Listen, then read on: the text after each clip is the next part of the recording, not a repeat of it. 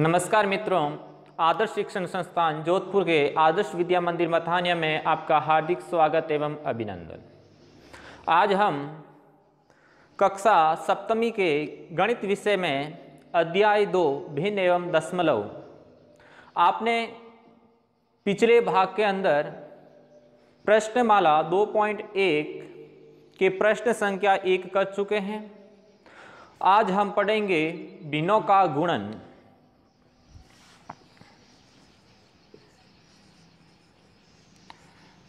भिन्नों का गुणन।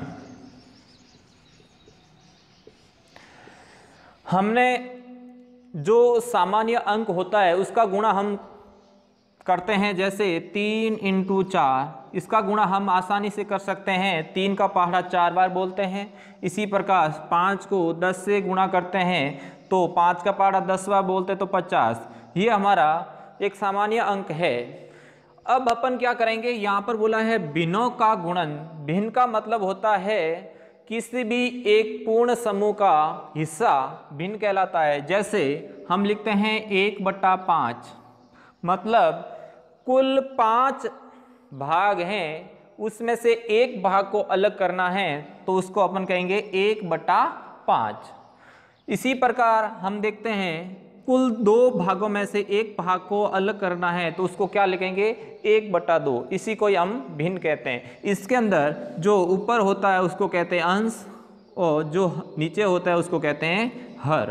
अंश बटा हर भिन्न के रूप में हम लिखते हैं।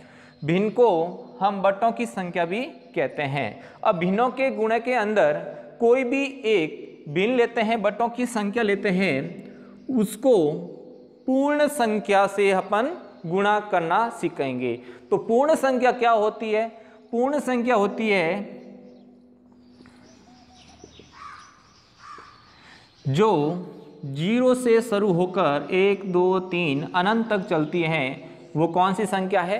पूर्ण संख्या कहलाती है। तो इन्हीं पूर्ण संख्याओं को किससे गुणा करेंगे?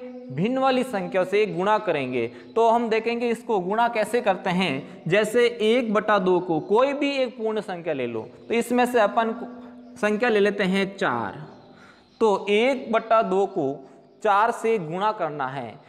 इसका मतलब यहाँ तो भिन्न है और यहाँ पर अपन को भिन्न के रूप में दिखाई नहीं देता है, लेकिन ये भी एक क्या है? भिन्न है। जो भी एक सिंगल अंक होता है उसके नीचे हमेशा क्या होता है? 1 होता है। कोई भी अंक लिख दो, जैसे आपने 5 लिखा है, इसके नीचे कुछ नहीं है, इसका मतलब हर में क्या है? 1 है। जैसे 2 अंक लिखा है, इसके हर में कुछ भी नहीं है, इसका मतलब हर में क्या है? 1 है। इसी प्रकार यहाँ पर भी 4 के नीचे कुछ नहीं है, इसका मतलब क्या है? यहाँ 1 है। और हम 1 को 100 नहीं करते हैं। अब गुणन के अंदर, भिन्नों के गुणन के अंदर क्या होता है? जो अंश है उसको अंश से गुणा करना, हर है हर से गुणा करना। यहाँ पर ओनली अंश है, हर है ही नहीं, क्योंकि हर में 1 है, वो हम यहाँ 100 नहीं करते हैं। तो इसके अंदर गुणा क्या हो जाएगा? इस 1 को 4 से गुणा कर लेंगे और बट्टे में हर लिख देंगे। तो 4 का पहाड़ा एक बार बोला 4 और बट्टे में क्या है? 2। इस प्रकार किसी भिन्न को एक पूर्ण संख्या से गुणा किया है। इसी प्रकार एक उदाहरण और ले लेते हैं। 5/3 को अपन कोई भी एक पूर्ण संख्या ले लेते हैं, जैसे 7 ले ली। इसको किसी भी भिन्न को 7 से गुणा कैसे करते हैं? तो अपन सबसे पहले 5 को 7 से गुणा करेंगे और नीचे 3 लिख देंगे। तो 7 × 5 = 35/3। समझ में आ गया? अब हम क्या करेंगे, कोई भी भिन्न को गुणा करने के बाद में उस भिन्न को अपन सरलतम रूप में कैसे लिखेंगे? किसी भी भिन्न को क्या लिखेंगे? सरलतम रूप में।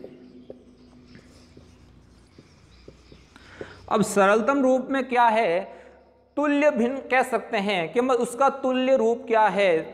जैसे हम एक उदाहरण से समझते हैं, 10/5। अब इसको सरलतम रूप में बदलना है अपन को, तो अपन क्या करेंगे? एक ऐसी संख्या ढूंढेंगे जिसका भाग अंश में और हर में दोनों में चला जाए। तो ऐसी कौन सी संख्या है जिसका भाग 10 में भी चला जाए और उसका भाग 5 में भी चला जाए? तो वो संख्या है 5। 5 का भाग 10 में भी जाता है, तो 5 का पहाड़ा कितनी बार बोलेंगे तो 10 आ जाएगा, 2 बार बोलेंगे। अब 5 का पार्ट कितनी बार बोलेंगे तो 5 आ जाएगा, 1 बार। तो इसको और इसको अपन तुल्य भिन्न कहते हैं, इसका सरलतम रूप भी कह सकते हैं। तो इस प्रकार अपन डायरेक्ट आपको सरलतम रूप में निकालना आना चाहिए। आगे भी और प्रश्न आएंगे, उसको सरलतम रूप में बदलने के लिए आपको अलग यहाँ ऐसे भाग नहीं करना है बार बार, आपको सीधे हर को अंश से कैसे काटना है मैं 1-2 प्रश्न करवाता हूं, फिर आगे चलते हैं। जैसे यहां ऊपर लिखा हुआ 35 और नीचे लिखे हुए 7, तो इस 7 का भाग 35 में आपको डायरेक्ट देना आना चाहिए। मैं आपको एक इस तरह से भाग करके सिखाऊंगा, फिर डायरेक्ट बताऊंगा।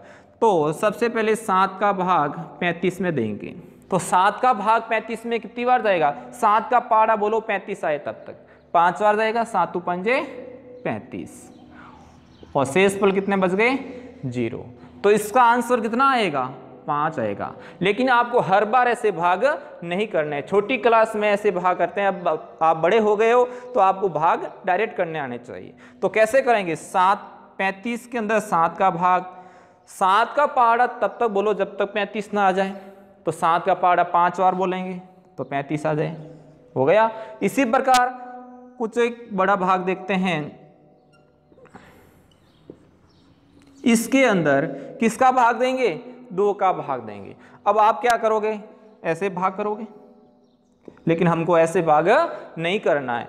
क्या करेंगे, 2 का भाग पहले 3 के अंदर बोलेंगे, 2 का पहाड़ा बोलो 3 आए तब तक, 2 1 कम 2, 2 दूनी 4 ज्यादा हो जाते हैं, लेकिन हमारा भाग कितनी बार गया, 1 बार गया, 2 1 कम 2। अब पीछे शेष फल कितने बचे, 3 में से 2 गए, पीछे शेष फल बच गए 1, जो यहां हो गए 15। अब 2 का पहाड़ा बोलो 15 आया तब तक, 2 1 कम 2, 2 दूनी 4, 2 3 6, 2 चौक 8, 2 पंजे 10, 2 छक्के 12, 2 साते 14, मतलब 7 बार गया और 2 साते 14 आ गया। अब 15 में से 14 गए, पीछे शेषफल कितना बच गया 1, वो अगले वाली संख्या के नीचे लिखे। अब 2 का पहाड़ा 14 में कितनी बार जाता है, 2 साते 14। इस प्रकार आपको भाग करने हैं। अब इसी के अंदर कोई भी मिश्रित भिन्न को अपन सरल भिन्न में बदलेंगे, जैसे 5 साई 3/2, इसको किस में बदलना है, सरल भिन्न में। कौन सी भिन्न है ये मिश्रित भिन्न है, हम इसको मिश्र भिन्न भी कहते हैं। तो इस मिश्र भिन्न को सरलतम रूप में कैसे बदलते हैं, तो अपन एक प्रश्न करते हैं, देखो इसका,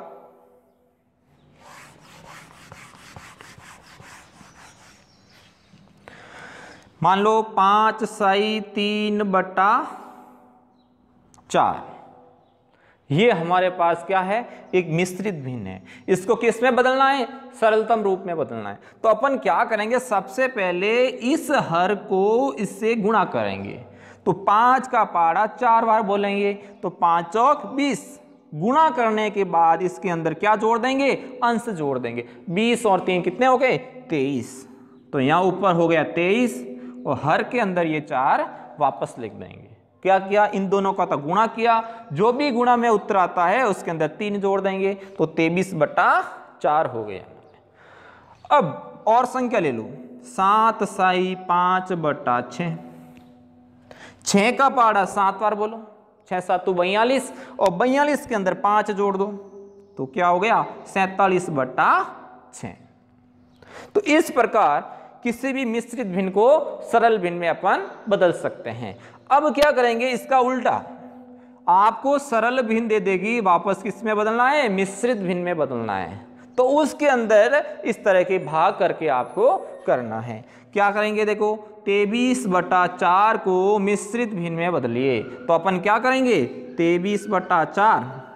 अब 4 का भाग 2 में तो जाता नहीं है, अब 4 का भाग 23 में देंगे, मतलब 4 का पहाड़ा बोलेंगे 23 आए तब तक, तो 4 चौक 16, 4 पंजे 20, 4 छंग 24 ज्यादा हो जाता है, तो 4 पंजा 20, पीछे कितने हो गए 23 में से 20 गए, पीछे बच गए 3 और नीचे हर में कितने 4, ये देखो वापस आ गई। तो इस तरह अपन को सीधा भाग देना आना चाहिए।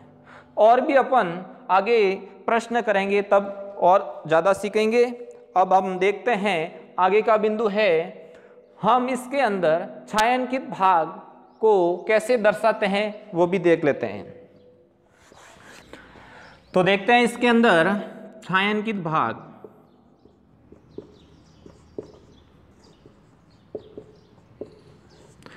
आपने पिछली क्लास में छायांकित भाग के बारे में पढ़ा होगा। आज हम देखते हैं इसके अंदर कोई भी एक भिन्न दे दी 5/6, इसका छायांकित चित्र बनाइए। तो आपको क्या करना है, इसके अंदर हमेशा पता होना चाहिए टोटल कितने भाग है 6, उसमें से कितने भाग अपन को लेने हैं 5। तो 5/6 हो गए। 1/2 लिया तो टोटल कितने भाग है 2, उसमें से कितना भाग लिया 1, इसलिए अपन को 1/2 हो गया। अब इसका छायांकित भाग कैसे बनेगा, हमेशा ध्यान रखना हर के अंदर जो संख्या है उतने टोटल हिस्से बनाने हैं। तो आपको 6 हिस्से टोटल बनाने हैं, 1 2 3 4 5, 1 2 3 4 5 6, टोटल 6 हिस्से बन गए। उसमें से आपको छायांकित कितने करने, 5। तो देखो 1 2 3 4 ये 5, तो हमने कितने भाग छायांकित कर दिए 5 भाग। तो इसकी भिन्न बन गई 1 2 3 4 5, तो भाग छायांकित हैं और टोटल कितने हैं 6। तो इस प्रकार इसका भी देख लेते हैं। जैसे ये टोटल कितने भाग हैं 2, उसमें से छायांकित कितना करना है 1 भाग करना।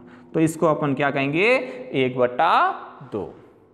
अब क्या करेंगे, 2 छायांकित भाग को अपन मिलाकर 1 भाग बनाएंगे। जैसे कोई भी एक डायग्राम बना दो,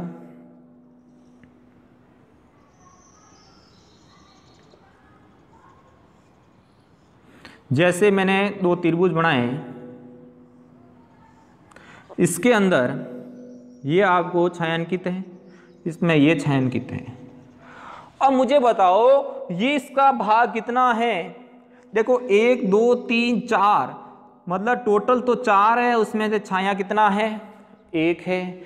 इसमें भी 1 छायांकित है टोटल 4 में से। समझ में आ गया। अब क्या करेंगे, इस दोनों छायांकित को जोड़ेंगे। तो जोड़ने पर क्या आएगा, अपन क्या एक नया त्रिभुज बनाएंगे, उसके अंदर 4 भाग बनाए। अब टोटल मिला के कितने छायांकित है 2, तो अपन क्या करेंगे इसके अंदर 2 छायांकित भाग बना देंगे। अब इसका क्या हो जाएगा, टोटल तो है 4, उसमें हो गए 2, तो इस दोनों का योग ही तो क्या होता है 2/4 होता है। अब क्या करेंगे, इसको सरलतम रूप कर देंगे। अब सरलतम रूप करने के लिए अंश और हर में दोनों समान संख्या का भाग देना है। तो 2 के अंदर किसका भाग देंगे और 4 के अंदर किसका भाग देंगे, तो दोनों के अंदर पूरा पूरा चला जाए। 2 कहीं जाता है, 2 का 2 में 1 बार, 2 का 4 में 2 बार, 1/2। अर्थात इस पूरे का आधा भाग भरा है और आधा खाली है। तो समझ में आ गया। 2 भिन्नों को जोड़ो, या फिर इसको ऐसे भी कर सकते हैं कि टोटल 2 भिन्न हैं और किसकी तरह है 1/4 की तरह है। अब इसका गुणा हमने किया था, क्या होगा 2 × 1/4, तो इसका भी क्या आएगा 2/4। तो इस तरह छायांकित भाग को भी मिलाकर एक नया छायांकित भाग भी अपन बना सकते हैं। अब अपन करेंगे अगला बिंदु है प्रश्नमाला 2.1 का हम दूसरा प्रश्न करते हैं। तो हम दूसरा प्रश्न करते हैं, प्रश्न संख्या 2, ए से सी तक कुछ चित्र दिए हुए हैं, बताइए उनमें से कौन निम्नलिखित को दर्शाता है। अपन क्या करेंगे, आपको भिन्न दी हुई है गुणन के रूप में। देखो पूर्ण संख्या और भिन्न का गुणा करके यहां लिखा हुआ है, तो इसी रूप का कौन सा आपका छायांकित भाग होगा। इसी प्रकार इसका भी छायांकित भाग कौन सा है, इसका भी छायांकित भाग कौन सा है। तो हम सबसे पहले देखेंगे 3 भाग टोटल है और कितने के हैं 1/5 के। तो सबसे पहले अपन देखेंगे 1/5 के भाग कहां पर है।